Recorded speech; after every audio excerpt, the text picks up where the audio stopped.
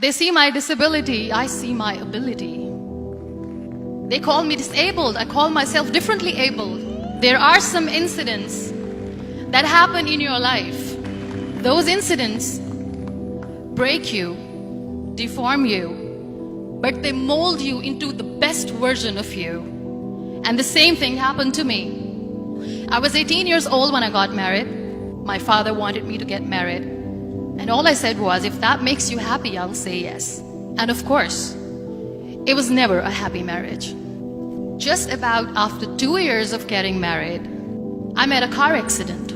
Somehow my husband fell asleep and the car fell in the ditch. He managed to jump out, saved himself. I'm happy for him. But I stayed inside the car and I sustained a lot of injuries. The list is a bit long, don't get scared. The wrist was fractured. Shoulder bone and collarbone were fractured. My whole rib cage got fractured. And because of the rib cage injury, lungs and liver were badly injured. I couldn't breathe. I lost urinary bowel control. That's why I have to wear the bag wherever I go. 3 vertebrae of my backbone were completely crushed, and I got paralyzed for the rest of my life. I finally ended up in a hospital where I stayed for 2.5 months. I underwent multiple surgeries. One day, doctor came to me and he said, well, I heard that you wanted to be an artist, but you ended up being a housewife. I have a bad news for you.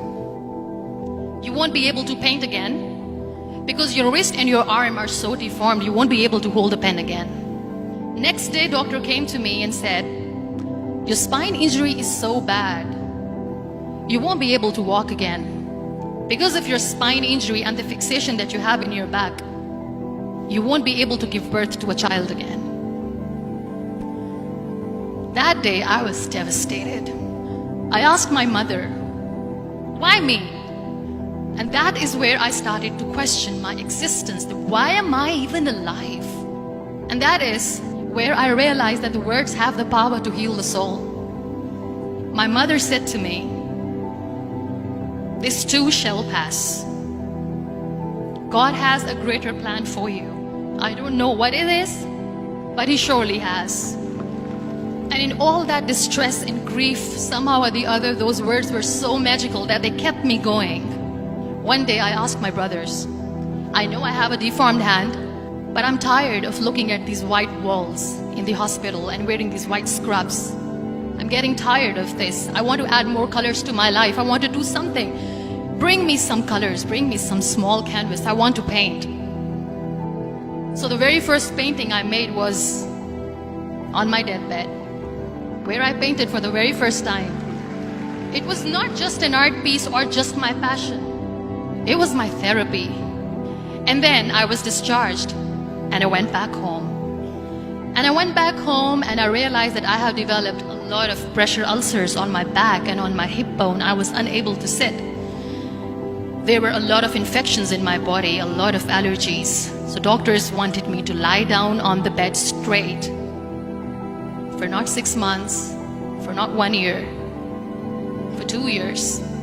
I was bedridden, confined in that one room, looking outside the window, listening to the birds chirping, and thinking maybe there will be a time when we'll be going out with the family and enjoying the nature. That was the time where I realized how lucky people are.